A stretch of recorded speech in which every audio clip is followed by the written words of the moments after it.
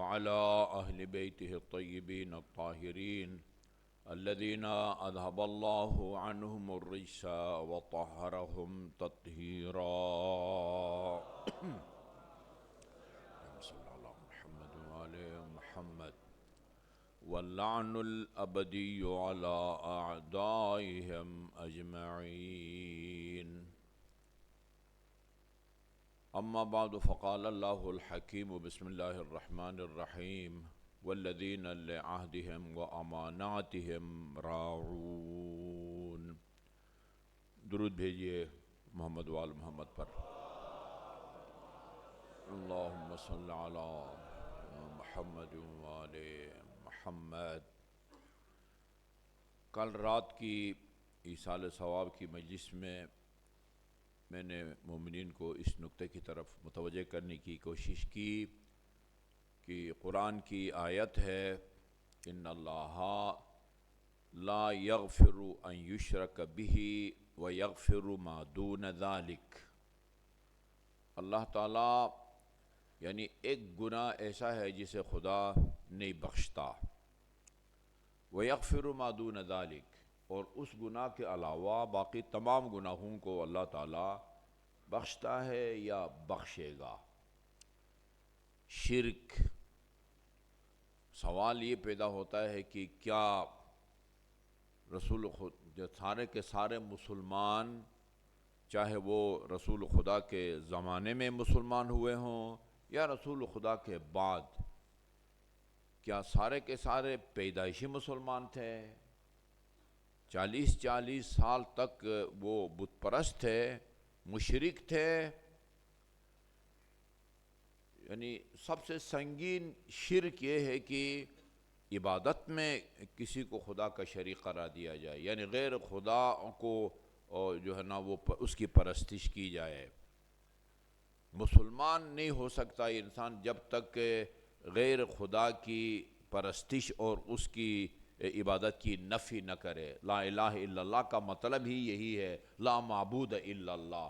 اللہ کے علاوہ عجیب بات یہ ہے کہ توحید کی 7 قسمیں ہیں، ان میں سے ایک توحید در عبادت ہے. توحید کی 7 قسموں میں سے خدا کے علاوہ کسی اور کو رب نہ مانو، خدا کے علاوہ کسی کو خالق نہ مانو، خدا کے علاوہ کسی کو رازق نہ مانو. توحید کی 7 قسموں میں سے ایک قسم توحید فی العبادت ہے، یعنی خدا کے علاوہ کسی اور کو اپنا معبود نہ مانو. اچھا جی، یہ نہیں پہلے کلمہ کے طور پر لا رازق الا اللہ نہیں کہا گیا ہے، لا خالق الا اللہ یہ کلمہ میں قرآن میں تو ہے. ما من خالق، امام جعفر صادق علیہ السلام کی نے اللہم صلی اللہ محمد وآل محمد یہ اپنے انگوٹھی پر اس آیت کو وہ کندہ کر کے اپنے وہ انگوٹھی پہنی ہوئی تھی کہ جو ہے نا وہ ہر شے کا خالق اللہ تعالیٰ ہے. جی یہ لیکن یہ نہیں ہے لا رب الا اللہ، یہ بھی آپ کا پہلا کلمہ نہیں ہے جس کے اقرار کے بغیر انسان مسلمان نہیں ہوتا. کیا کہا گیا ہے؟ لا الہ الا اللہ، لا معبود الا اللہ، لا معبود الا اللہ، اللہ کے سوا کوئی معبود نہیں ہے. بت پرست غیر خدا کو معبود سمجھتا ہے، وہ اس کو پوجا کرتا ہے، اس کی پرستش کرتا ہے. لیکن توبہ اگر کر لے بت پرستی سے تو اللہ نے بھی بت پرستوں کے مشرکین کے توبہ کو قبول کیا ہے، رسول خدا نے بت پرستوں کی توبہ کو قبول کیا ہے. یہ سارے اکثر مسلمان وہ جو ہے نا نو مسلم ہے، پیدائشی مسلمان کوئی ہے. اصحاب میں سوائے امیر المومنین کے ایک بھی ایسا نہیں ہے کہ جو پیدائشی طور پر مسلمان ہو. مثلا امیر المومنین کے بارے میں یہ کہنا کہ سب سے پہلے اسلام لانے والے ہیں، یہ تعبیر ٹھیک نہیں ہے. آپ کے بچے مسلمان ہوتے ہیں یا مسلمان پیدا ہوتے ہیں؟ علی مسلمان پیدا ہوئے ہیں. ان کے بارے میں یہ کہنا کہ مولانا کوثر نیازی کا یہ جملہ بڑا پیارا ہے. فرمایا کہ علی پہلے مسلمان نہیں ہیں، علی پہلے ہی مسلمان تھے، یہ ان کے الفاظ ہیں۔ مولانا ذیشان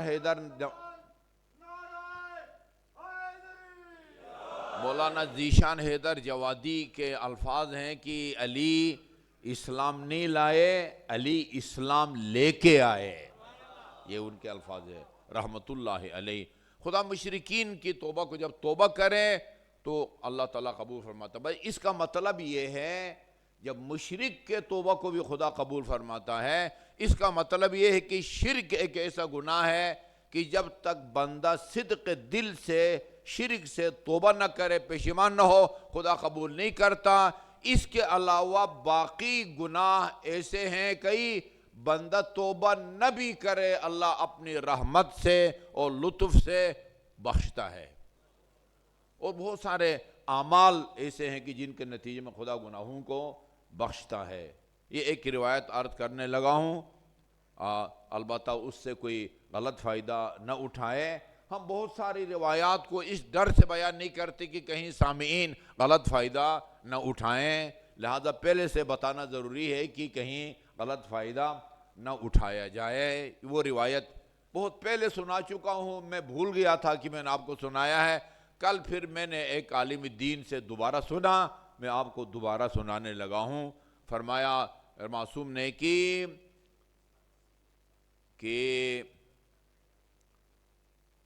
یعنی جو جن اعمال کے نتیجے میں خدا گناہوں کو بخشتا ہے، 5 وقت کی نماز کے نتیجے میں اللہ تعالیٰ گناہوں کو بخشتا ہے، استغفار کے نتیجے میں اللہ تعالیٰ گناہوں کو بخشتا ہے، الصلاۃ علی النبی جو ہے نا وہ سنبھل کے آپ نے اس کو سننا ہے، الصلاۃ علی النبی امحق للخطایا من الماء للنار، پانی آگ کو اس طرح نہیں بجھا سکتا جس طرح محمد اور آل محمد اور صلوات گناہوں کو مٹاتی ہے۔ اللہم صلی علی محمد وآل محمد۔ سوچ سمجھنے کی ضرورت ہے کہ اگر ایک آدمی نے نمازیں نہیں پڑھی تو آپ کہیں کہ ایک صلوات بھیجوں گا تو وہ سب جو ہے نا وہ کی تلافی ہو جائے گی، ایسا نہیں ہوتا۔ اگر کسی کا آپ نے قرض دینا ہے، حق الناس آپ کے ذمہ ہے، اچھا جی ایک صلوات بھیجوں گا یا امیر المومنین کی ایک فضیلت سنوں گا تو اللہ تعالیٰ وہ بحق ادا ہو جائے گا۔ کسی کی غیبت کی ہو، ایک صلوات کے نتیجے میں وہ جس کی غیبت کی ہے وہ راضی ہو جائے گا، ایسا نہیں ہے۔ یہ بہت خطرناک پرخار وادی ہے، دین پھونک پھونک کے جو ہے نا وہ ختم چلنا پڑتا ہے۔ میں نے کل بھی عرض کیا، میرا اور آپ کا کام محمد اور آل محمد پر صلوات بھیجنا ہے، آگے صلوات کے نتیجے میں کن گناہوں کو خدا بخشتا ہے وہ خدا جانے تے گناہ جانے۔ ٹھیک ہے جی، اللہم صلی علی محمد وآل محمد۔ ہمارے پہلے خطبے کا موضوع گناہان کبیرہ، اور گناہان کبیرہ میں سے امانت میں خیانت، امانت میں خیانت، امانت داری کی جو ہے نا وہ اہمیت یا اس کی عظمت کے لیے میرے خیال میں اتنا ہی کافی ہے کہ مشرکین جو خدا بت پرست تھے، جو رسول خدا کو، جو مشرک تھے، انہوں نے کیا رسول خدا کی رسالت کو ماننا تھا؟ مشرکین کے نزدیک رسول خدا سب سے بڑے امین اور صادق کہلاتے تھے۔ مشرکین اپنی امانتیں رسول خدا کے پاس رکھتے تھے، یہ نہیں فرماتے تھے کہ نہیں میں تو تمہاری امانتوں کو اپنے پاس نہیں رکھوں گا، میں تو جو پکا مسلمان ہوگا اس کی امانت کو اپنے پاس رکھوں گا، نہیں، مشرکین کی امانت۔ اسی لیے کئی دنوں سے یہ روایت سنا رہا ہوں آپ کو، کافر بھی، انبیاء کی اولاد کا قاتل بھی اگر آپ کے پاس کوئی امانت رکھے تو یا تو اس کو قبول ہی نہ کریں کہ بھائی یہ میں ذمہ داری نہیں لیتا، اگر ایک دفعہ ذمہ داری لے لی ہے تو پھر اس میں خیانت کا حق نہیں پہنچتا۔ مشرکین کی امانتیں پتہ نہیں درجنوں امانتیں آن حضرت کے پاس تھی، اور جب حالات کی وجہ سے آپ کو ہجرت کرنا پڑی تو تمام کے تمام امانتیں امیر المومنین کو سونپ دی اور کہا کہ جو ہے نا وہ ان امانت داروں کو جو ہے نا اپنی امانتیں آپ نے پہنچانی ہے، ابھی موقع نہیں ہے۔ یہ بھی امیر المومنین کے معجزات میں سے ہے کہ لوگ آ کے بعض لوگوں نے سوچا بڑا اچھا موقع ہے، جا کے کہیں گے کہ ہم نے اتنا روپیہ جو ہے رسول خدا کو پاس امانت رکھا تھا ہمیں دو۔ بہت کوشش کی لوگوں نے کہ غلط بیانی کر کے امیر المومنین سے ضرورت سے زیادہ یا اپنے حق سے زیادہ یا نہیں رکھی اور امیر وصول کریں، لیکن کوئی کامیاب نہیں ہو سکا۔ امیر المومنین نے اپنے خداداد علم کی روشنی میں ہر امانت دار کو اس کی امانت لوٹا دی، اور ایک پائی بھی کوئی اپنے حق سے زیادہ وصول نہیں کر سکا امیر المومنین علیہ السلام سے۔ اسی لیے وہ جب سلمان فارسی نے کہا تھا یا رسول اللہ ہر نبی کا کوئی وصی ہوتا ہے، آپ کا وصی کون ہے؟ میں جلدی جلدی سناتا ہوں، پہلے بھی سنا چکا ہوں۔ آپ کا وصی کون ہے؟ سلمان فارسی کہتے اس وقت رسول خدا نے کوئی جواب نہیں دیا۔ فَلَمَّا رَآنِي بَعْدُ، جب دوبارہ آن حضرت سے میری ملاقات ہوئی یا میں نے ان کی زیارت کی تو پھر آپ نے مجھ سے پوچھا تھا اچھا سلمان یہ بتاؤ کہ یہ حضرت موسیٰ نے کس کو اپنے بعد وصی بنایا تھا؟ وہ ہر نبی اپنا وصی بھی خدا کے حکم سے بناتا ہے، وصی بھی خدا مقرر کرتا ہے، ٹھیک ہے جی، لیکن نام کا اعلان وہ رسول کرتا ہے۔ یا ایھا الرسول بلغ ما انزل الیک من ربک، پہلے یہ بتا چکا تھا اللہ تعالیٰ کہ اپنے بعد علی کو وصی بنانا ہے، اور پھر یہ پیغام آیا کہ وہ جو قرار تھا نا اب یہ بڑا اچھا موقع ہے، 100 کا مجمع پھر ملے نہ ملے اعلان کر دو، ٹھیک ہے جی۔ اللہ کے حکم سے رسول خدا نے فرمایا والذی لا الہ الا ہو، جب لوگوں نے پوچھا یہ جو علی کو ہمارے اوپر آپ نے مسلط کر دیا ہے اور اعلان کر دیا من کنت مولا فھذا علی المولا، یہ آپ نے اپنی طرف سے اعلان کیا ہے یا اللہ کے حکم سے؟ عجیب سنگین الفاظ میں قسم کھائی رسول خدا نے، والذی لا الہ الا ہو، قسم اس خدا کی جس کے سوا کوئی معبود نہیں ہے، یہ اعلان میں نے اپنی طرف سے نہیں کیا ہے، اللہ کے حکم سے من کنت مولا فھذا علی المولا کا اعلان کیا ہے میں نے۔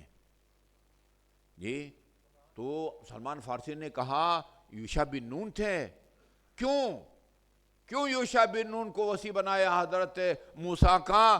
سلمان فارسی نے جواب دیا بڑا اچھا فارمولہ، لأنہ کان اعلمہم، کیونکہ حضرت موسیٰ کے بعد سب سے زیادہ علم یوشع بن نون کے پاس تھا۔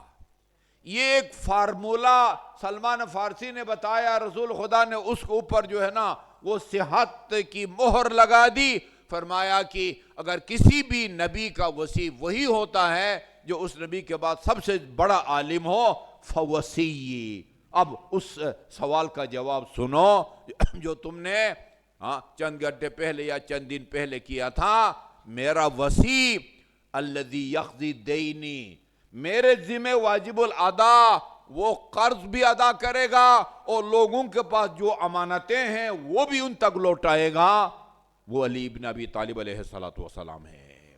یہ اعلان کیا حضرت نے۔ امانت کا ایک مفہوم وہ ہمارے ذہن میں ہے یہ کہ میں آپ کے پاس کوئی رقم رکھوں، موبائل رکھوں، گھڑی رکھوں، مکان رکھوں، یا مثلا اور کوئی قیمتی چیز، یا آپ میرے پاس رکھیں کوئی مال امانت رکھیں، اس میں مالک کی اجازت کے بغیر اس کو استعمال میں لانا جائز نہیں ہے۔ یہ جب لفظ امانت ہم سنتے ہیں تو ہمارے ذہن میں یہی پیسہ، یہی مکان، یہی گاڑی، یہی موبائل یا وہ گھڑی آتا ہے۔ آج میں کچھ ایسے 2-3 امانتوں کی طرف اشارہ کروں گا کہ جو اللہ کا ہمارے ذمے واجب الادا ہے، اللہ نے ہمارے پاس وہ چیز امانت رکھی ہے، رسول خدا نے وہ چیز ہمارے پاس امانت رکھی ہے، ہم پابند ہیں کہ اللہ نے جو ہمارے پاس امانت رکھی ہے اس میں خیانت نہ کریں، رسول نے جو امانت رکھی ہے اس میں خیانت نہ کریں۔ امیر المومنین کا فرمان ہے، میں جلدی سناتا ہوں چونکہ پہلے سنا چکا ہوں۔ فرمایا اللہ تعالیٰ نے فرشتوں کو عقل دی ہے، ان میں حیوانی خواہشات نہیں رکھی، حیوانات میں مخصوص خواہشات رکھی ہیں، کھانے پینے لڑنے بھیڑنے کی، ان کو عقل نہیں دی ہے، وَخَلَقَ الْإِنسَانَ وَرَكَّبَ فِيهِمْ الْعَقْلَ وَالشَّهْوَةَ، انسان کو پیدا کر کے وہ عقل بھی دی جو فرشتوں کو دی ہے، اور وہ خواہشات بھی رکھ دی جو حیوانات میں، مال مویشی میں جو ہے نا وہ رکھی ہیں۔ اس کے بعد فرمایا جس کی عقل اس کے حیوانی خواہشات پر غلبہ حاصل کریں، جس کی عقل اس کے حیوانی خواہشات کو شکست دے، یہ بندہ فرشتوں سے افضل ہو جاتا ہے۔ اور جس کے حیوانی خواہشات عقل کو دبا دیں، عقل کو شکست دیں، وہ بندہ مال مویشی سے بھی بدتر ہو جاتا ہے۔ قرآن نے کہا ہے اولئک کالانعام بل ہم اضل سبیلا، یہ مال مویشی کی طرح ہے بلکہ مال مویشی سے بھی زیادہ گمراہ ہے، چونکہ مال مویشی میں اچھے برے میں تمیز کی گنجائش وہ صلاحیت نہیں ہے۔ حیوان میں اچھے برے کی تمیز، انسان کی عقل کہتی ہے کہ ظلم بری چیز ہے، عدل و انصاف جو ہے وہ اچھا کام ہے، اس کے باوجود اگر وہ ظلم کرتا ہے اس کا مطلب ہے کہ وہ حیوان سے بدتر ہے۔ عقل خدا کی طرف سے ہمارے پاس امانت ہے، لہذا عقل کے تقاضوں کو پورا نہ کرنا یہ عقل کے ساتھ جو ہے نا وہ خدا کے ساتھ خیانت ہے۔ خدا نے عقل کو ہمارے پاس بطور امانت وہ رکھ دی ہے، اگر ہم عقل کے تقاضوں کو پورا نہ کریں یہ ایک طرح کی خیانت ہے اس چیز میں جو اللہ تعالیٰ نے ہمارے پاس بطور امانت رکھ دی ہے۔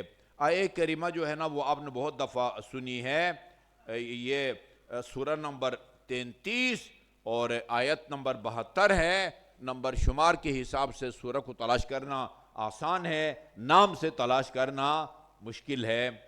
اِنَّا عَرَضْنَا الْأَمَانَةَ عَلَى السَّمَاوَاتِ وَالْأَرْضِ، خدا فرماتا ہے کہ میں نے اپنی امانتیں جو ہیں وہ زمین اور آسمان کے سامنے پیش کیا۔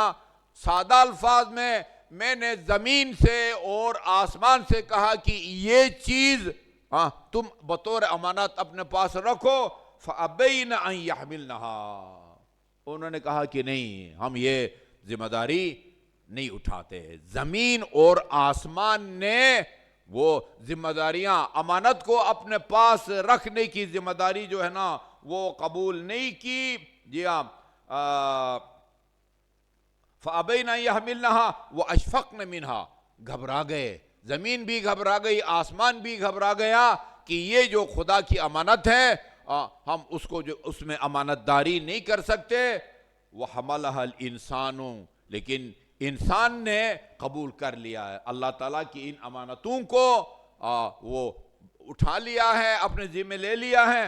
إِنَّهُ كَانَ ظَلُومًا جَهُولًا، اور انسان جو ہے وہ اپنے اوپر ظلم کرنے والا ہے اور جاہل ہے۔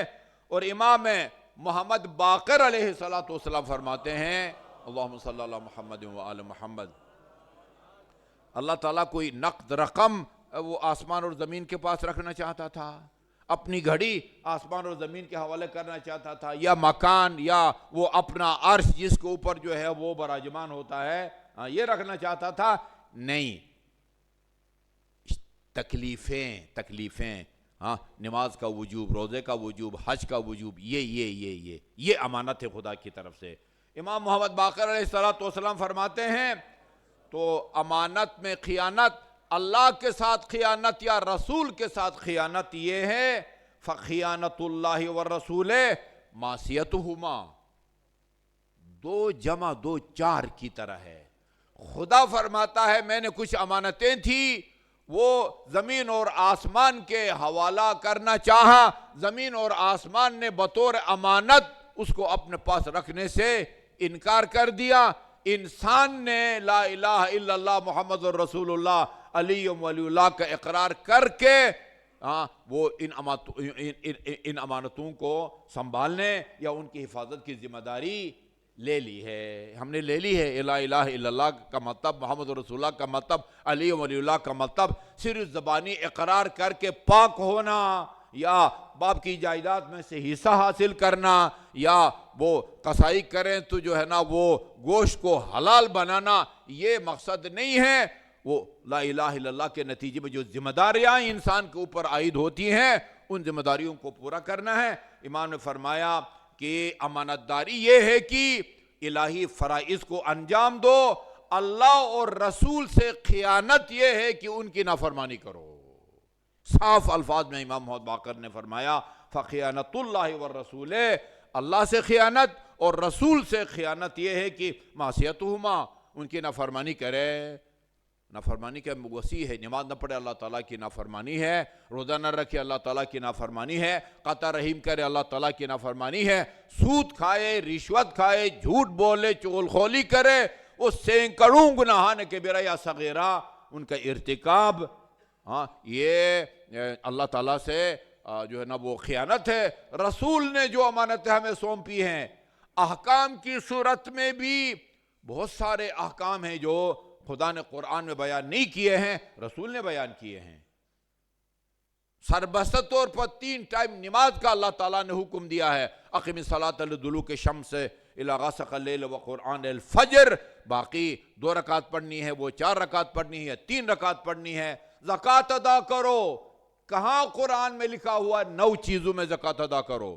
10 یا 12 چیزوں سے روزہ ٹوٹتا ہے، ان میں سے کتنی چیزوں کا ذکر قرآن کے اندر موجود ہے؟ یہ رسول خدا صلی اللہ علیہ وآلہ وسلم نے ہم کو بتایا ہے، اور اپنی ثوابدید کے مطابق نہیں. اللہ نے بطور وحی جو چیزیں قرآن میں بیان نہیں کی، بطور وحی، بطور الہام رسول سے کہا یہ لوگوں سے کہو کہ صبح کی نماز 2 رکعت ہے، ظہرین 4 ہے، مغرب 3 ہے اور عشاء 4 ہے، فلان فلان کاموں سے روزہ ٹوٹتا ہے. رسول نے اپنی طرف سے کوئی بات نہیں کی ہے. ما ينطق عن الهوى ان هو الا وحی یوحا. اچھا، یہ خود ایک بحث ہے کہ وہ روزمرہ کی زندگی میں امہات المومنین سے اگر کہتے تھے آج یہ پکا کے دو، کل یہ پکا کے دو، یہ بھی جب خدا کی طرف سے وحی ہوتی تھی کہ بھئی آج کریلا پکانا ہے، تب اپنے ہمسر سے کہتے تھے کہ آج کریلا پکانا ہے. ایک عجیب روایت ہے، یہ اسلامیات کی 10ویں کی کتاب مجھے دی گئی تھی، اس میں نظر ثانی کے لیے اس میں لکھا ہوا تھا کہ جناب ام سلمہ نے رسول خدا کو وہ روٹی چپاتی پکا کے دی، وہ آٹا جو ہے اس کو چھانا نہیں، چوکر کہتے ہیں نا، چوکر سمیت. بھئی چکی کا آٹا اس لیے مہنگا ہے کہ اس میں چوکر بھی ہے، اور یہ توڑا جو آپ خریدتے ہیں وہ اس کو چوکر نکال لیتے ہیں، روح نکال دیتے ہیں آٹا میں سے. چوکر سمیت کھانا پکا کے، روٹی پکا کے دی. رسول خدا نے فرمایا، اسلامیات کی 10ویں میں ہے، رسول خدا نے فرمایا آئندہ چوکر سمیت پکایا کرو، چوکر مت نکالو. آگے لکھا ہوا تھا ان دانا لوگوں نے یہ رسول خدا کی سادگی کی دلیل ہے. ادھر میں نے تحفظ میں لکھا یہ نہ کہو سادگی کی دلیل ہے، آپ اس کی افادیت کو سمجھتے تھے، مفید چیز کو تم نے اس میں سے نکال دیا ہے. باقی جو ہے نا ہاں وہ کرو، چھانی سے چھانو، اس کے اندر کوئی پتھر شتھر ہے یا اور کوئی اس طرح اس کو نکالو، لیکن جو چوکر ہے، چوکر سمیت اس آج دنیا سمجھتی ہے چکی کا آٹا مہنگا ہے چوکر کی وجہ سے، وہ چوکر کو مت نکالو اس لیے کہ اس میں اس کا وہ فائدہ ہے، اس میں فائدہ ہے. ما ينطق عن الهوى ان هو الا وحی یوحا. میں نے ایک پروگرام کیا ہے، اس میں نہایت ایک عجیب افسوسناک بات میں نے بیان کی ہے. یہ جو انقطاعی نکاح ہے نا، انقطاعی نکاح، ٹمپریری نکاح جس کو متع کہا جاتا ہے، اس پر ایک پروگرام ہوا تھا، یہاں ایک چینل نے کل پروگرام کیا ہے. اس سے پہلے میں آپ کو عرض کروں، ہماری عقائد کی بہت بڑی کتاب جس کا متن خواجہ نصیر الدین طوسی کا ہے اور اس کی شرح لکھی ہے علامہ ہلی نے. عجیب بات یہ ہے کہ جہاں علامہ ہلی نے اس کی شرح لکھی ہے، علامہ ہلی وہ ہستی ہے جنہوں نے امیر المومنین کی خلافت کو 2000 دلیلوں سے ثابت کیا ہے. کتاب کا نام بھی انہوں نے الفین رکھا ہے، الفین، ترجمہ شاید مل جائے ادھر، ہاں پہلے تھی ابھی تھی، یعنی الفین 2000 دلائل سے امیر مومنین علیہ السلام کی خلافت کو ثابت کیا، قرآنی آیات، ان حضرت کی احادیث. اچھا، انہوں نے اس کی شرح لکھی ہے تجرید الاعتقاد. یہ بات نوٹ کرنے والی ہے، خواجہ نصیر الدین طوسی جن کی رصدگاہ غالباً افغانستان میں آج بھی موجود ہے. ہمارے عابدی صاحب نے وہ جنگ اخبار میں ایک مضمون بھی لکھا تھا 2-4 سال پہلے خواجہ نصیر الدین طوسی کے بارے میں. جہاں علامہ ہلی نے شرح لکھی ہے وہاں فاضل قوشجی، یہ اہل سنت کے صف اول کے آدمی ہیں، انہوں نے خواجہ نصیر الدین طوسی کی کتاب کی شرح لکھی ہے اور انہوں نے ایک جملہ لکھا ہے، اگر علامہ ہلی نہ ہوتے کوئی بھی خواجہ نصیر الدین کا مطلب نہ سمجھ سکتا. خود شرح لکھنے کے باوجود علامہ ہلی کی شان بیان کرتے ہیں کہ علامہ ہلی اگر نہ ہوتے کوئی بھی انسان وہ جو ہے نا وہ خواجہ نصیر الدین کا کلام نہ سمجھ سکتے کہ یہ کیا کہنا چاہتے ہیں.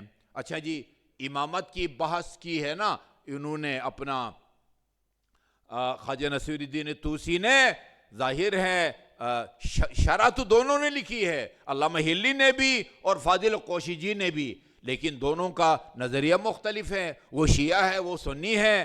وہ پہلا خلیفہ ابوبکر کو مانتے تھے، علامہ ہلی پہلا خلیفہ امیر المومنین کو مانتے تھے. وہاں ان کے ایک اشارے کی طرف اختلاف کیا ہے، میں بہت تفصیل میں نہیں جاؤں گا. انہوں نے لکھا ہے کہ وہ بعض حضرات نے، بعض صحابہ کرام نے رسول خدا کے احکام کے خلاف جو ہے نا وہ اپنا حکم صادر کیا ہے یا فتویٰ دیا ہے.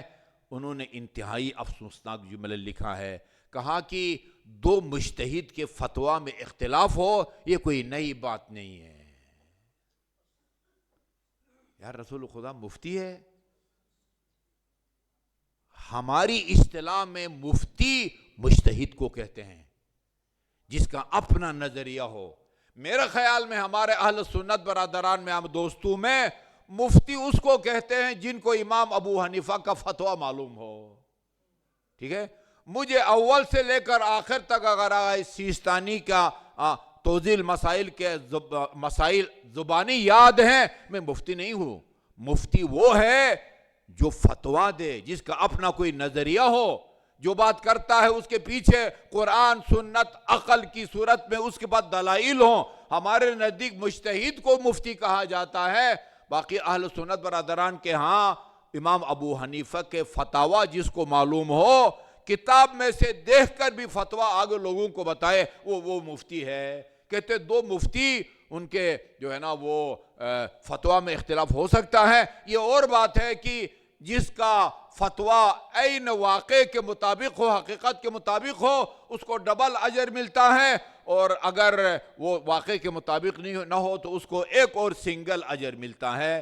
اتنی بڑی شخصیت کہتے ہیں کہ بھئی کیا فرق پڑتا ہے کہ رسول خدا نے ایک فتویٰ دیا ہے، اس کے خلاف کوئی دوسرا مجتہد اس کے خلاف فتویٰ دے دے.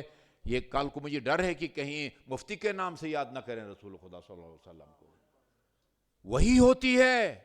میں نے عرض کیا کہ ہو سکتا ہے یہ روز مرہ کی یہ پکاؤ یہ مت پکاؤ، ادھر جاؤ ادھر مت جاؤ. ام سلمہ آپ کے گھر میں تھی، امیر مومنین آئے، کہا کہ جا کے دروازہ کھولو. یہ ضروری نہیں کہ خدا کی طرف سے وحی ہو، اے میرے حبیب ام سلمہ سے کہو کہ دروازہ کھولو. ہو سکتا ہے روز مرہ کی باتوں میں وحی کے منتظر نہ ہو، لیکن الہی احکام، یہ عمل جائز ہے، یہ جائز نہیں ہے، یہ حلال ہے، یہ حرام ہے، یہ وحی کے بغیر رسول خدا اپنی مرضی سے نہیں بولتے تھے، یا وحی کے بغیر نہیں بولتے تھے. اچھا جی، رسول جو فرماتے ہیں رسول کی بات پر عمل نہ کرنا یہ خیانت ہے. رسول ہمارے پاس 2 اہم چیزیں امانت کے طور پر چھوڑ گئے ہیں، ایک قرآن اور ایک اہل بیت اطہار علیہ السلام.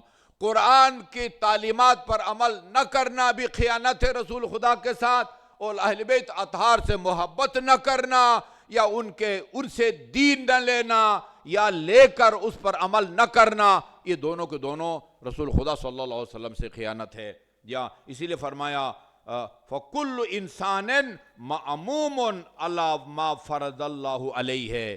یاد رکھیں امام محمد باقر کے اس فرمان کو. کسی بھی امام کی بات کنفرم اگر اس امام نے فرمایا ہو، یہ بالواسطہ کئی واسطوں سے رسول خدا کا کلام ہے، اور رسول خدا کا کلام بذریعہ جبرائیل یہ اللہ تعالیٰ کا کلام ہوتا ہے۔ امام محمد باقر کا کلام جی ہاں چند واسطوں سے اللہ تعالیٰ کا کلام ہے۔ فرمایا فَكُلُّ إِنسَانٍ مَأْمُونٌ عَلَى مَا فَرَضَ اللَّهُ عَلَيْهِ، ہر انسان کے پاس تمام کے تمام فرائض اور واجبات اللہ کی طرف سے امانت ہیں۔ نماز آپ کے پاس امانت ہے، روزہ آپ کے پاس امانت ہے، صلہ رحم آپ کے پاس امانت ہے جی، غریبوں کی مدد، زکوٰۃ، خمس، حج، یہ سب کے سب اللہ اور رسول کی طرف سے ہمارے پاس امانت ہے جی ہاں۔ یہ عجیب روایت ہے، ان علی اذا حضر وقت الصلاۃ، یہ اوپر کی جو روایت ہے تفسیر صافی میں ہے، فیض کاشانی کی ہے تفسیر صافی، وہ جس کتاب کا مطالعہ کر کے آیا ہوں اس میں جلد نمبر یا ایک ہی جلد ہے میرے خیال میں، صفحہ نمبر نوٹ نہیں تھا۔ یہ فرمایا امیر المومنین نے، امیر المومنین کے بارے میں، ان علی اذا حضر وقت الصلاۃ، امیر المومنین بیٹھے ہوتے تھے جب نماز کا وقت ہوتا تھا، صبح کی نماز، ظہرین کی نماز یا مغرب کا نماز، یتململ، تململ یعنی ایک آدمی جس کو سانپ کاٹے وہ کس طرح تڑپتا ہے، اس کو تململ کہتے ہیں۔ یہ تململ السلیم، ہاں وہ امیر المومنین اس طرح تڑپ تڑپ کے روتے تھے جیسا کسی سانپ کا کاٹا ہوا جو ہے وہ تڑپتا ہے جی ہاں۔ یتململ، یتزلزل، کانپتے تھے اور تڑپتے تھے جی ہاں، اور یتلون، رنگ بدلتا جاتا تھا آپ کا۔ مؤذن جب آذان دیتا تھا تڑپنے رکھتے تھے، اور جیسے کہتے ہیں نا ایک رنگ آتا تھا اور ایک رنگ جاتا تھا، فَيُقَالُ لَهُ مَا لَكَ يَا امیر المومنین، مولا یہ آپ کی ہم کیا حالت دیکھ رہے ہیں، آذان ہو گئی تو کیوں تڑپ رہے ہیں، کیوں آپ کا رنگ بدلتا جاتا ہے؟ فرمایا جاء وقت الصلاۃ، نہیں سن رہے ہو مؤذن کی آذان، نماز کا وقت ہو گیا ہے۔ یہ ہم نے ایک سلسلہ شروع کیا وہ ایصال ثواب کی مجالس میں، میں لوگوں کو بتا رہا ہوں کہ یہ ایصال ثواب کی مجلس کی افادیت کا کوئی انکار نہیں کر سکتا، قرآن خوانی کے کوئی انکار نہیں کر سکتا۔ یہ دیکھو کہ آپ کے مرحوم نے نمازیں پڑھی ہیں، روزے رکھے ہیں، حج بیت اللہ کیا ہے نہیں کیا ہے، نہیں کیا ہے تو یہ سارے کام چھوڑ دو بے شک اور وہ کام کرو۔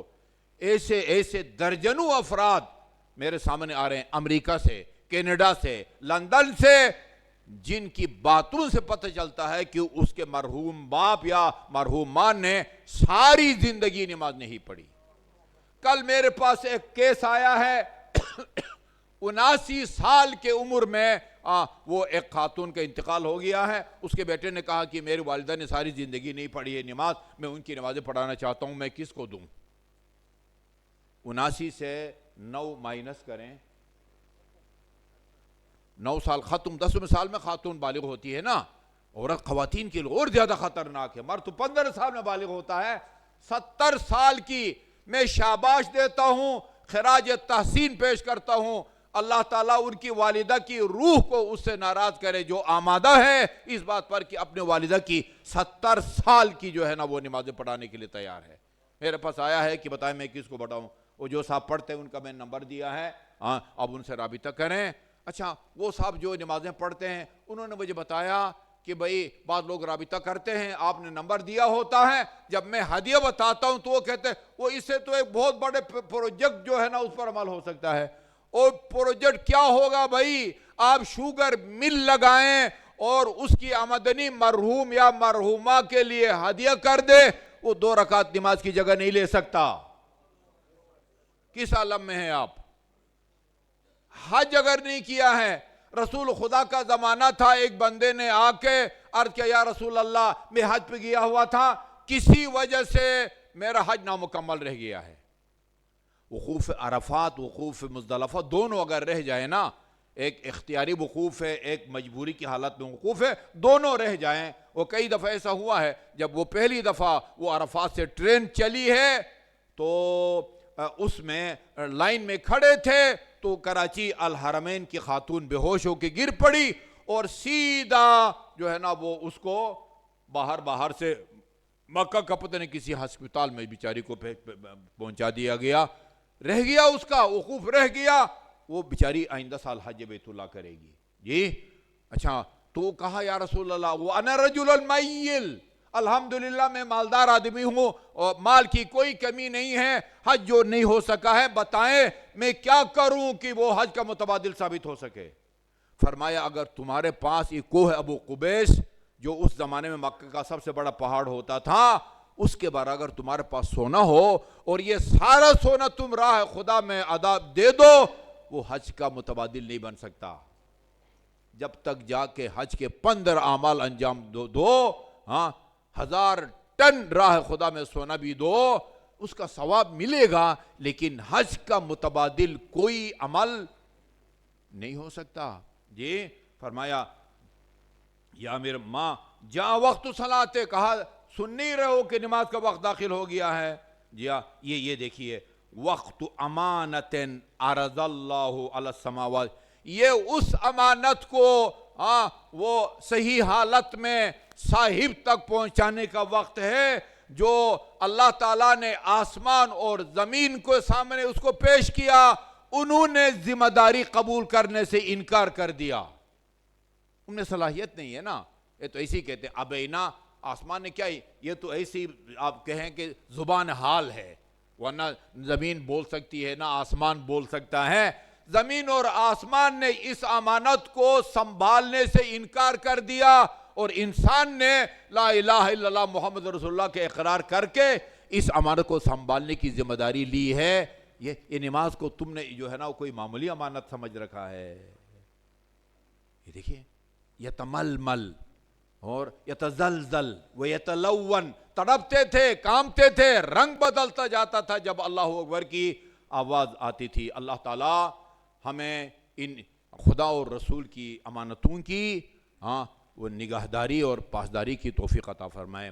اعوذ باللہ من الشیطان الرجیم، بسم اللہ الرحمن الرحیم۔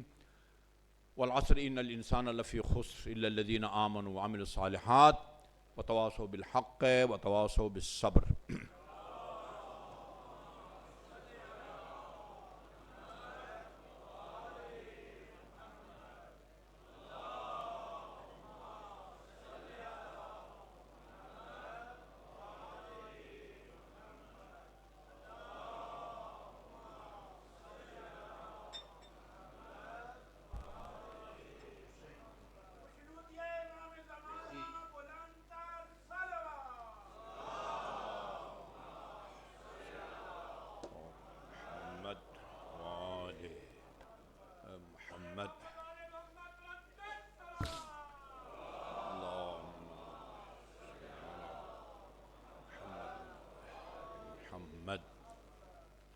اعوذ باللہ من الشیطان اللعین الرجیم، بسم اللہ الرحمن الرحیم۔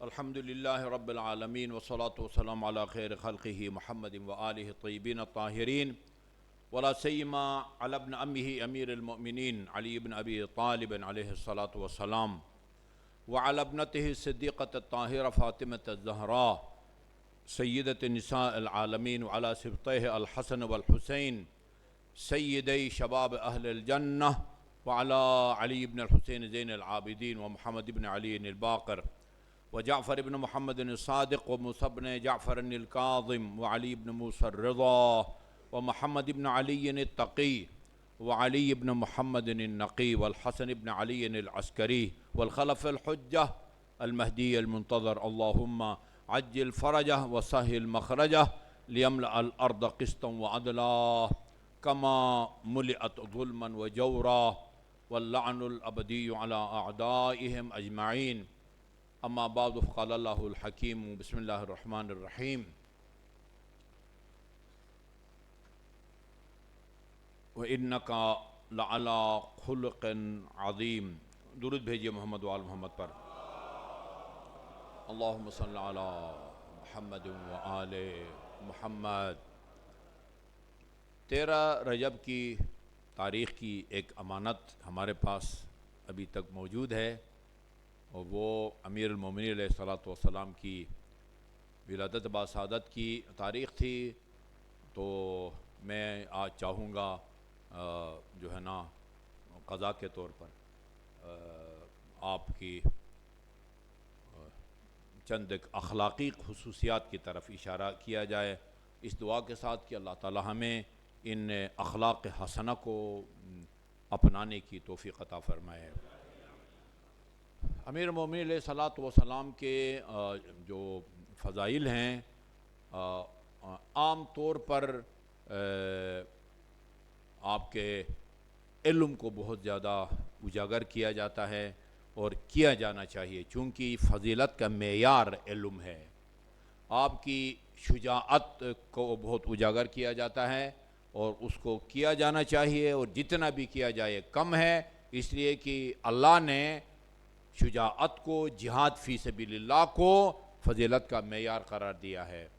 علم کے بارے میں فرمایا ہے یرفع اللہ الذین آمنوا والذین اوتوا العلم درجات، خدا کے نزدیک بلند درجہ اس کا ہے جس کا علم زیادہ ہے۔ فضل اللہ المجاہدین علی القائدین اجرا عظیما، اللہ تعالیٰ نے مجاہدین کو دوسروں پر جو ہے نا وہ فضیلت دی ہے، ان کو بہتر افضل قرار دیا ہے اللہ تعالیٰ نے۔ امیر مومنین کی عدالت کے بارے میں بھی مستقل کتابیں لکھی گئی ہیں، غیر مسلموں نے امیر مومنین کی عدالت کے بارے میں کتابیں لکھی ہیں۔ یہ جو جرداق عجیب بات ہے، اس نے اپنی کتاب میں لکھا ہے، میرے خیال میں اس کو جھوٹ بولنے کی کوئی ضرورت بھی نہیں ہے۔ کہا ہے کہ میرا نہیں خیال کہ کوئی شیعہ اثنا عشری یہ دعویٰ کر سکے، کہتا میں نے دو سو دفعہ اول سے لے کر آخر تک نہج البلاغہ کو ختم کیا ہے۔ جرداق عیسائی مورخ، صوت العدالت الانسانیہ، الامام علی صوت العدالت الانسانیہ، اس کا انگلش میں ترجمہ موجود ہے، فارسی میں بھی ترجمہ موجود ہے، اردو میں ترجمہ مولانا ثقلین کاظمی اللہ تعالیٰ ان کو امیر مومنین کے جوار مقام عطا فرمائے، انہوں نے مجھے ہدیہ کے طور پر یہ کتاب دی کہ اردو میں بھی ہے، انسانی عدالت کی آواز، علی کا نام رکھا ہے اس عیسائی رائٹر نے، انسانی عدالت کی آواز۔ علم، آپ کی شجاعت، بہادری، عدالت، عبادات، ان کو بہت بیان کیا جاتا ہے۔ آپ کے اخلاقیات، آپ کا تواضع، جی اس کی طرف بہت کم جو ہے نا وہ توجہ دی جاتی ہے۔ ابھی دیکھیں نا، جیسے میں نے عرض کیا ہے، جب نماز کا وقت ہوتا تھا یتململ، یتزلزل، یتلون، کتنے اہل منبر سے آپ نے یہ جملہ سنا ہوا ہے۔ جب اذان کا وقت ہوتا تھا علی تڑپنے لگتے تھے، رنگ بدل جاتا تھا، اور جب کہا جاتا کہ آپ کو کیا ہو گیا ہے تو فرمایا اس امانت کی ادائیگی کا وقت آ گیا ہے جو اللہ تعالیٰ نے ہمیں سپرد کیا ہے، اور ان امانتوں کو سنبھالنے کی ذمہ داری زمین اور آسمان بھی نہیں لے سکے، انسان نے جو ہے نا وہ اس کی ذمہ داری لی ہے۔ میں آپ کو ایک چھوٹا سا قصیدہ سنانے لگا ہوں۔ زرار بن زمرہ ضبائی یہ شام گئے، تو امیر شام نے ان سے پوچھا کہ آپ امیر المومنین حضرت علی کے ساتھ بہت رہے ہیں، ان کی کچھ خصوصیات بیان کریں گے؟ اچھا، اس نے پہلے معذرت خواہی کی، یقیناً اس کو پتہ تھا کہ امیر المومنین کا ذکر عبادت ہے، امیر المومنین کے فضائل بیان کرنے والے کے گناہوں کو، گزشتہ گناہوں کو بھی اللہ معاف فرماتا ہے، آئندہ گناہوں کو بھی معاف فرماتا ہے۔ یہ حدیث ہمارے ہاں بھی اہل سنت بھی ہے، من ذکر فضیلۃ من فضائل علی، جو علی کی ایک فضیلت بیان کرے غفر اللہ لہ ذنوبہ ما تقدم من ذنبہ وما تأخر، خدا اس کے گزشتہ گناہوں کو بھی اور آئندہ گناہوں کو بھی معاف فرماتا ہے۔ مرحوم شہید ثالث قاضی نور اللہ شوستری، جن کا مزار آگرہ انڈیا میں ہے اور بڑی بے دردی کے ساتھ ان کو شہید کیا گیا ہے، انہوں نے اپنی کتاب احقاق الحق کے شروع میں اس کو نقل کیا۔ تمام کے تمام روایتوں کا حوالہ اہل سنت برادران کی مستند کتابوں سے ہے دیا۔ میں نے یکسان نصاب کی میٹنگ میں بھی دوستوں کو یہ حدیث بھیجی ہے، جس میں آپ نے فرمایا من ذکر فضیلۃ من فضائل علی، جو علی کی ایک فضیلت کو بیان کرے اللہ اس کے گزشتہ اور آئندہ گناہوں کو بخشتا ہے، اور جو آدمی ایک فضیلت کو سنے اللہ اس کے ان گناہوں کو بخشتا ہے جو فضیلت سننے والے نے اپنے کانوں سے کیے ہوں۔ ہاں، 1 منٹ کے اندر ایک فضیلت سناتا ہوں تاکہ مجھے بیان کرنے کا اجر ملے، آپ کو سننے کا اجر ملے. اور یہ کوئی نئی فضیلت نہیں ہے جو آپ کے سامنے بیان کروں. ایک فضیلت کو 1000 دفعہ بیان کرو، جتنی دفعہ بیان کرو اتنا اس کا فائدہ ہے، اتنے ہی آپ کے گناہ بخشے جائیں گے. فرمایا علی حق کے ساتھ ہے، حق علی کے ساتھ ہے. بعض روایات میں ہے اللہم ادر الحق ہے سمادار، خدایا جدھر علی جائے حق کو ادھر پھیر. ایک روایت میں ہے یدور الحق ہے سمادار، جی حق ادھر جاتا ہے جدھر علی ہو. یہ الفاظ یہ یدور الحق و میدوار، حق گھومتا ہے. جی یا علی، اس کو پتہ ہے علی کی فضیلت بیان کرنے کا. زرار کہا لیکن پس و پیش کرتا ہے، سوری کرتا ہے کہ میں معذرت چاہوں. تو نہیں کہا. جب اصرار کیا نا، شاید اس لیے پس پیش کر رہا تھا کہ پتہ نہیں اس کا رد عمل کیا ہو، شاید کوئی منفی جو ہے نا اس کا رد عمل ہو، یعنی ریئیکشن کے ڈر سے معذرت کی. اور جب اصرار کیا، جب اصرار ہوا تو کہا کان واللہ شدید القوا. میں ترجمہ بھی آپ کو مفتی جعفر حسین والا جو ہے نا وہ سناؤں گا. کہتے ہیں مولانا علی نقی نے نہج بلاغہ کا ترجمہ کی تقریض لکھی ہے. تقریض یعنی اپنے تاثرات کو بیان کیا ہے. ترجمہ کے بارے میں علامہ علی نقی رحمۃ اللہ علیہ نے فرمایا ہے ترجمہ دیکھ کے ایسا لگتا ہے جیسے حضرت علی اردو بول رہے ہیں. ٹھیک ہے جی، میں بھی ٹوٹی پھوٹی اردو میں ترجمہ کر سکتا ہوں، لیکن مفتی صاحب کے ترجمہ کیا کہنا، کان واللہ شدید القوا، خدا کی قسم ان کے ارادے بلند اور قوا مضبوط تھے. امیر مومنین کے بارے میں یقول فصلا ویحکم عدلا، فیصلہ کن بات کہتے، عدل و انصاف کے ساتھ حکم اور فیصلہ دیتے. یتفجر العلم من جوانبہ، ان کے پہلوؤں سے علم کے سوتے پھوٹتے تھے. سوتے ہی ہے نا لفظ، سوتے، سوتے تو پھر رات کو سوتے ہیں نا، یا سوتے پھوٹتے تھے. تنطق الحکمت من نواحی ہے، اور کلام کے گوشوں سے حکمت اور دانائی کے نغمے گونجتے تھے. جی خدا رحمت کرے. یتوحش من الدنیا وزخارفہا، وہ میرے مولا دنیا اور اس کی رونق و بہار سے وحشت کھاتے. میں خواہ عربی عبارت نہیں پڑھتا، ٹائم بالکل 15 منٹ زیادہ سے زیادہ رہ گیا ہے. رات اور اس کی سناٹوں سے جی بہلاتے تھے، آنکھوں سے ٹپا ٹپ آنسو گرتے تھے، فکر اور سوچ میں ڈوبے رہتے. لباس وہ پسند آتا جو مختصر ہوتا، اور کھانا وہ بھاتا جو روکھا پھیکا ہوتا. جی پتہ نہیں نمک بھی نہیں ڈالتے تھے، میٹھا بھی نہیں ڈالتے. پھیکا تو وہی ہوتا نا، جن کو شوگر بھی ہو اور بی پی بھی ہو وہ پھیکی چائے پیتے ہیں نا. اور ہم ایک عام آدمی کی طرح رہتے سہتے. یہ رسول کی سیرت بھی تھی.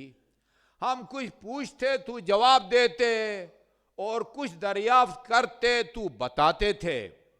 خدا کی قسم باوجود قرب کے ان کے ہیبت و جلال کے سامنے ہمیں لب کشائی کی جرأت نہیں ہوتی تھی.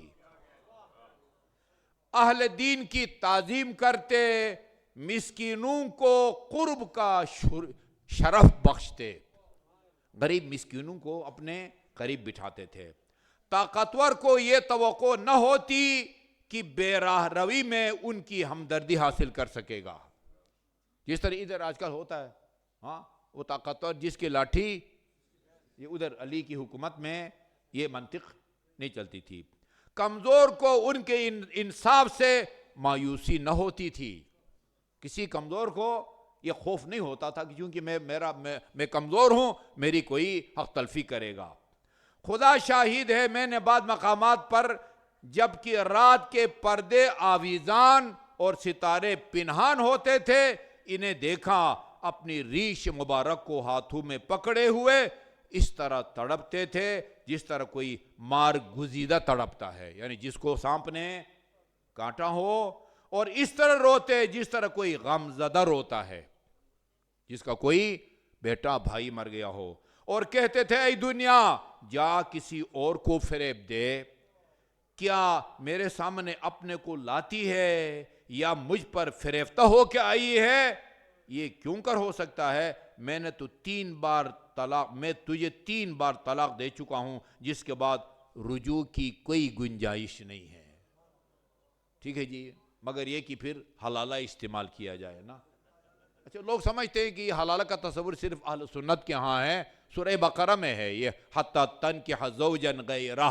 البتہ ان کے ہاں طلاق سے بھی 3 طلاقیں ہو جاتی ہیں، دوبارہ اس کو اگر بسانا چاہیں تو پھر جو ہے نا وہ کسی کی خدمات حاصل کرنی ہوتی ہیں، ہاں کوئی اس سے شادی کرے اور تمام تر آخری حد تک پہنچے، پھر وہ کنڈیشن کے ساتھ بھی نہیں کر سکتا۔ یہ جو ہے نا قبلہ صاحب، حضرت صاحب، یہ میری بیوی سے جو ہے نا وہ بیوی تو نہیں ہے، اب تو سابق بیوی ہو گئی ہے نا، تو وہ اس سے آپ جو ہے نا وہ نکاح کر لیں، لیکن شرط یہ ہے کہ 1 مہینے کے بعد طلاق دیں گے نہیں، اس طرح کی شرط بھی جو ہے نا نہیں کر سکتے۔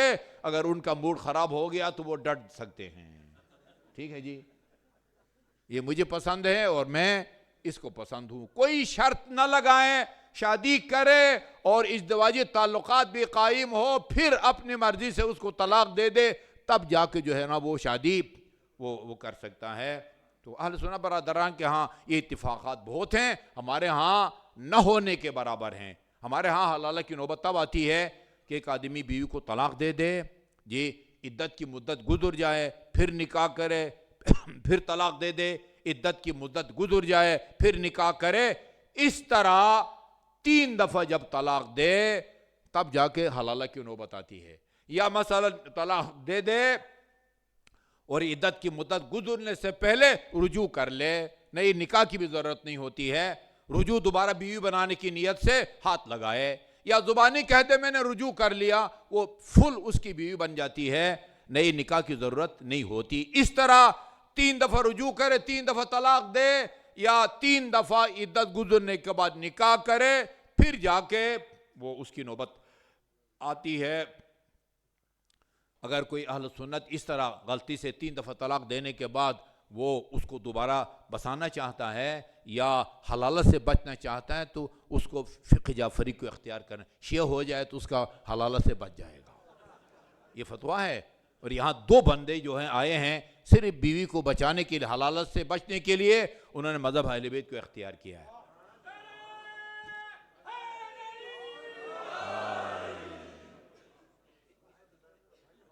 اچھا جی، اور اس طرح روتے جس طرح کوئی غمزدہ روتا، اور کہہ رہے تھے اے دنیا، جی ہاں وہ آئی، کیوں یہ کیسے ہو سکتا ہے تو 3 طلاقیں دے چکا ہوں جس کے بعد رجوع کی گنجائش نہیں ہے۔ رجوع نئے نکاح کے بغیر دوبارہ گھر لانے کو کہا جاتا ہے، ٹھیک ہے نہیں؟ 3 دفعہ دینے کے بعد دوبارہ بیوی بنانے کی گنجائش ہے، لیکن حلالہ کے بعد، ٹھیک ہے جی۔ بہت سارے لوگوں کا خیال ہے کہ حلالہ اہل سنت کے ہاں نہیں، یہ قرآنی حقیقت ہے۔ 3 دفعہ طلاق دینے کے بعد اگر پشیمان ہو، اس کو بسانا چاہتا ہے تو اس کو یا وہ حلالہ کی ضرورت پڑتی ہے۔ تیری عمر چند روزہ، تیری اہمیت بہت کم ہے۔ کس سے خطاب ہے؟ دنیا سے۔ سلامت رہیں۔ افسوس زاد راہ تھوڑا، سفر دور دراز، راستہ وحشتناک ہے۔ اور صعصع بن سوحان یہ ٹاپ کا خطیب تھا، امیر المومنین فرمائش کرتے تھے، آج کی زبان میں مجلس پڑھو بھائی، خطاب کی دعوت دیتے تھے، خطاب کی دعوت۔ صعصع بن سوحان وہ یہ بندہ ہے، جب امیر المومنین کو ظاہری خلافت ملی تو اس نے اپنے تاثرات کو بیان کیا، کہا کہ یا امیر المومنین واللہ لقد زینت الخلافت وما زانت کا، خدا کی قسم یا امیر المومنین، خلافت نے آپ کو کوئی زینت نہیں بخشی، آپ نے خلافت کو زینت بخشی ہے۔ ورفعت الخلافت وما رفعت کا، آپ نے خلافت کو مقام بلند عطا فرمایا ہے، خلافت نے آپ کو کوئی مقام بلند عطا نہیں فرمایا۔ یہ اقتدار برائے اقتدار علی کی نظر میں جوتے کی قیمت بھی نہیں رکھتا تھا۔ وہ اپنا جوتا کی مرمت کر رہے تھے، ابن عباس گزرا، پوچھا کہ اس کی کیا قیمت ہے؟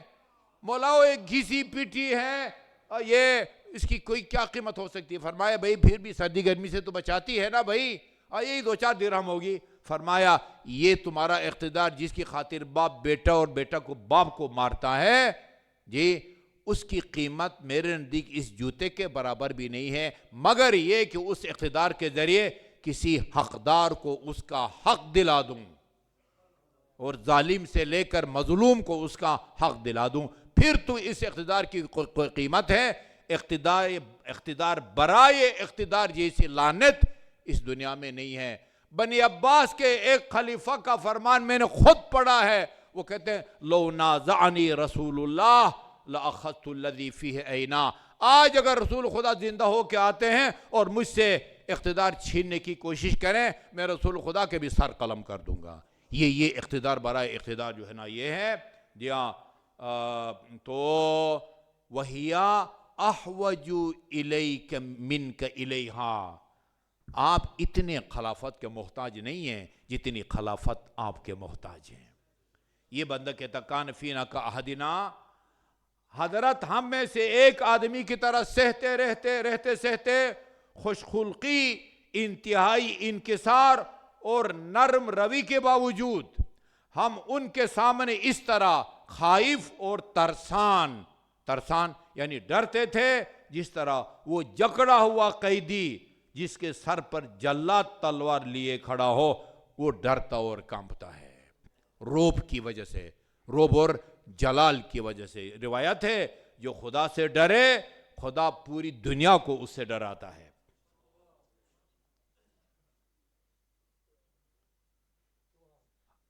پھر لکھا ہے حضرت کے اس سے دبدبہ، ہیبت اور جذبہ محبت و عطوفت کو دیکھتے ہوئے ملا علی آذربائیجانی نے کہا ہے اسد اللہ اذا صالا وصاح ابو الایتام اذا جاد وبر، دشمن کو للکارتے اور اس پر حملہ ہوتے ہوئے اللہ کے شیر اور بخشش اور احسان کرتے تو یتیموں کے باپ نظر آتے تھے۔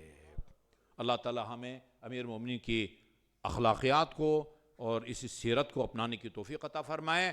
بسم اللہ الرحمن الرحیم، قل هو اللہ